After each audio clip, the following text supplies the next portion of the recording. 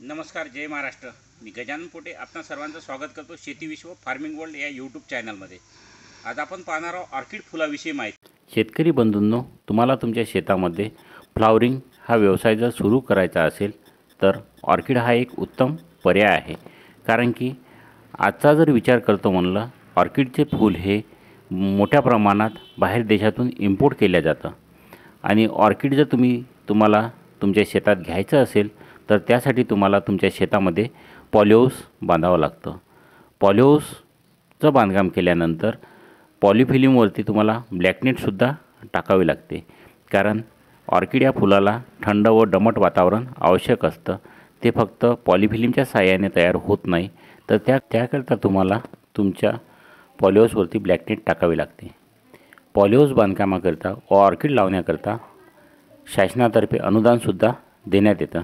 Generally 50% किंवा तुम्ही इतर स्कीममध्ये असेल जसं अटल भूजल, पोकरा, कुठली जर तुमच्या एरियात स्कीम चालू असेल त्यामध्ये जर तुमचं शेत येत असेल तर तुम्हाला 75% ते 80%पर्यंतसुद्धा अनुदान मिळू शकतं. शेतकरी बंधूंनो, तुम्ही जर ऑर्किड पीक तुमच्या शेतामध्ये घेत असाल तर तुम्हाला पाण्याच्या नियोजनावरती भर द्यावं लागते. त्याकरता या पद्धतीने तुम्हाला ॲटोमायझेशन तुमच्या शेतामध्ये टाकावं लागेल. हे पीक पाण्यावरतीच अवलंबून असतं, त्यामुळे आरोचं पाणी या पिकाला द्यावं लागतं. आरोच्या पाण्यासोबत तुम्हाला या पद्धतीचं विहिरीमधून जे पाणी येतं ते फिल्टर करण्यासाठी प्रायमरी युनिटसुद्धा बसवावं लागतं.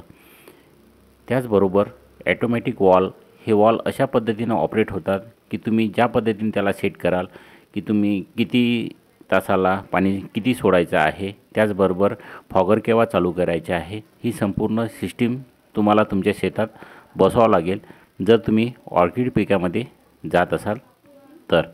त्याचबरोबर तुम्हाला खत व फवारणी औषध वगैरे देण्याकरता पाण्याच्या टाक्यासुद्धा बसवावं लागेल, म्हणजे सर्व ॲटोमॅटिकली खत पाणी वगैरे पिकाला जाणार.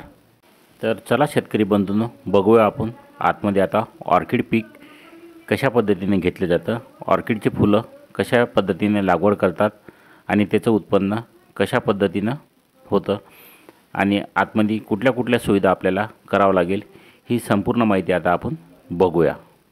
ऑर्किड पीक हे सॉइललेस आहे. या पिकाचा कुठल्याही प्रकारचा जमिनीशी संबंध येत नाही. त्याकरता तुम्हाला तुमच्या पॉलीहाऊसमध्ये या पद्धतीचे बेड बनवावं लागेल. ऑर्किड पिकाला फवारणी करण्याकरता व सुरुवातीला पाणी देण्याकरता या पद्धतीची सिस्टीम तुम्हाला बसवावं लागेल. या सिस्टीमच्या साहाय्याने तुम्ही तुमच्या पिकाला पाणी देऊ शकता, तसेच ड्रिंचिंग वगैरे करू शकता, म्हणजे खतं वगैरे तुम्ही देऊ शकता.